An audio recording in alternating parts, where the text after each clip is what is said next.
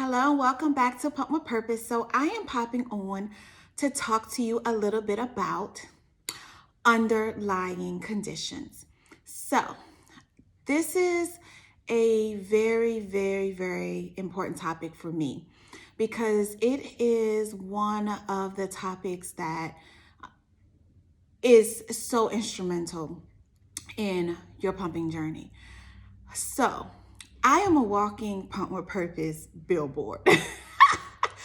In my car, on my car, I have actually Pump with Purpose license plate that goes around that gives my name at the top and my website address at the bottom. Around my car on the side windows on both sides, as well as the back window, I have my Instagram handle on there. And if I'm going somewhere, most likely I'm wearing Pump with Purpose gear, first and foremost. So in general, it always sparks a lot of conversation. So even to the point that I don't even have to go anywhere. I called the bank last week to, get stuff straight for Pump with Purpose. And literally the bank person on the phone said, "What does your name mean? It's so intriguing. What do you do?" I get that all the time. Or if I'm getting out of the car, walking back to the car, and someone is parked beside me, it sparks the conversation. What does that mean? Yes, it always gives me the opportunity to explain, to advocate, to promote Pump with Purpose. Not just the brand Pump with Purpose, but pumping with purpose. It gives me the opportunity to let people know that there is a place that exists that can help people on their pumping journey. That is what I'm about. In that comes a lot of conversation, a lot of people with unhealed trauma and unhealed wounds from their pumping journey. I get a lot of, "If I would have known this, I think I would have been more successful. I wasn't successful pumping." I get it all the time. And that is the reason why I hold the boundary really close to me, that when it comes to talking about personalized care, I always recommend booking a session. I promised myself when I entered this space that I was going to be helpful to the pumping community. I was not going to just throw out a brand name of a pump. I was not going to just, if I get questions about milk supply, I was not going to just give generalized advice. Pump with Purpose, the platform, social media handles will always be for general tips, tricks, reminders, reviews, what is going on in Pump with Purpose, what I'm doing. But when I get actual personalized messages or personalized questions, I always say book a session, because I need the necessary background information in order to make a informed and educated response, period. So for instance, if someone's there are notorious pumps out here that are known for leaving milk behind. If I just say that brand pump, people will say, "I used that pump and I had a great pumping experience." Or I don't want to negate the fact that that pump is actually can be a great pump for people. People have been successful with it. But there are some people that I know notoriously, when they tell me the pumps that they're using, I know why they are engorged or they're not feeling empty, because it's notorious for that. Or there are pumps that are notorious for being very strong. If you're not into strong suction pumps, that's not going to be the pump that I recommend. There are people that if you're using a level 12 on your Spectra, I'm not going to recommend a certain pump to you. I'm just not. Because they're going to be like, "What is this crap that you're giving me? Like, why are you telling me to get this?" No. But if you are on level 3 or 4 or 5 on a pump, I'm not going to go and tell you to go get a strong suction pump and tell you to deal with it and do this and that just to get over the pain of it, because it causes other issues, underlying traumas, underlying vasospasms, or, just not worth the extra harm that you're doing just to potentially get a little bit more milk.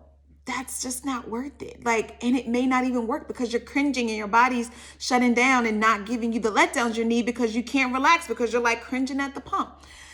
And then there are also underlying conditions that when booking a session, my intake form has some of them that I talk through that are there for me to get more knowledge. So if someone tells me that this is an underlying condition for them and they are having an impact to their milk supply, I can at least talk them through it. If I say what that underlying condition is, there will be inevitably someone on the other end that says, I have that underlying condition and I didn't have any issues with my milk supply. That is why lactation, regardless of how you breastfeed, is person dependent. Or there are supplements that are known for impacting milk supply. I can say that supplement and someone will say, I took that supplement my whole journey and I had no issues with my milk supply. And it breeds the trauma that people just don't know because they're going to get a lot of general advice for a personal care issue. Lactation is and always will be person dependent. I can take something and do really, really well with it.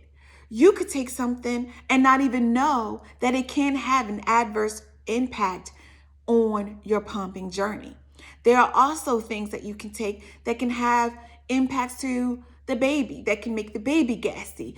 And if you take it early on in your journey, it could cause gassiness. But if you take it later on, after 3 to 6 months, it's just fine. But if I say that, then they'll say, I've been taking that supplement since day one and my baby had no issues. That is why I can't. I just can't. I'm not going to be on social media going back and forth for people. I'm just not.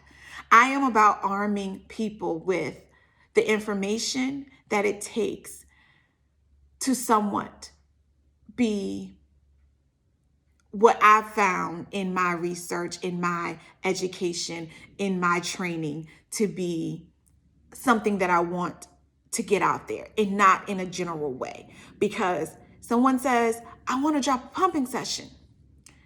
Then they go to drop the pumping session. They lose 7 to 8 ounces, 7 to 8 ounces, or 8 to 10 ounces because they dropped a session. And then what? They're upset because you just never know. When you're dropping sessions, you have to be careful. Then I say, just go back and add the session back in. First of all, once you start getting used to that extra time back, trust me, as someone that's trying to do it herself, it is very hard to add back drop sessions. Very, very hard. So that is why I like to have plans and schedules and making sure that people are truly ready to drop. I've had a client before that's been so ready to drop, but then we readjust and they're like, oh my gosh, I can do this another 6 months. Or we rejigger some things around because pumping fatigue is real. Breast milk does not have to be all or nothing. You can safely go down and know that possibly your supply will decrease, possibly. Some people it doesn't. It just depends. But you have to know the risk and the benefits of the decisions that are made while you are pumping. And that is why I just don't have it in me to do a lot of general advice. When someone starts telling me about their milk supply or something about a pump or something about not emptying or something about relactating or something about any of the topics that are on my services page on my website as a potential area of focus, or elastic nipples, I could go on and on. There are 48 topics as of right now that are on my services page that I talk through with a book session because I care that much to take the time to hear the background, to understand what's going on, to actually show you the products, not just say, oh, go buy this thing tomorrow. No, if I'm recommending it, it is in the Pump with Purpose inventory list that I show you. I show you how to use it, even down to a bag, even down to my anything that's in my inventory list. If I am recommending it to you, I am pulling it out. I am showing you how to use it. I am showing you how to be effective. If I'm telling you about a supplement, I'm showing you the supplement. If I'm telling you about a vitamin, I'm showing you the vitamin, letting you know how big that vitamin is. Some people are not about to take no big pill. But if you at least see it, you will know, okay, this is a horse pill. Can I do this, versus you going to buy it because no one showed you how big the pill is and you have, swallowing, issues with pills and stuff, and you prefer a liquid version of it. Let's talk about it. Yes. So this is why all of this is so important to me, that I say all the time that it is so worth to book a counseling session with me, because I care too much about the advice that I'm giving to just say something outright and say, go for it, let you walk on your merry little way, no follow-up, no, secure messaging portal. Because once you get recommended all of this stuff, you got to know, like, I even want you to tell me, Pump with Purpose, this was excellent. Thank you. Pump with Purpose, this sucked for me. Like, this helps me to analyze through a secure portal. Once you are a client, I can't talk to you through social media. I can't, with a client relationship in HIPAA, I have to talk to you through secure ways. There will be no posting about, you saying something is great because you are a client. And it is so important to me to respect that, always respect the privacy. And if I am going to say something, a disclosure will be filled out to say, I would love to share this testimonial. I take this so seriously, and that is why I always recommend. I will always stand firm. I love all of my followers. The ones here follow me every step of the way, the ones to come. I will always be a supportive beacon in the pumping community. But when it comes to personalized care, I have to always recommend a book session. It gives me the opportunity to understand the necessary background information that it takes in order for me to make informed recommendations in a care plan. So I just wanted to pop on, let you know a little bit about why I stand on that boundary and what it means to me. So until next time, we'll pump with purpose.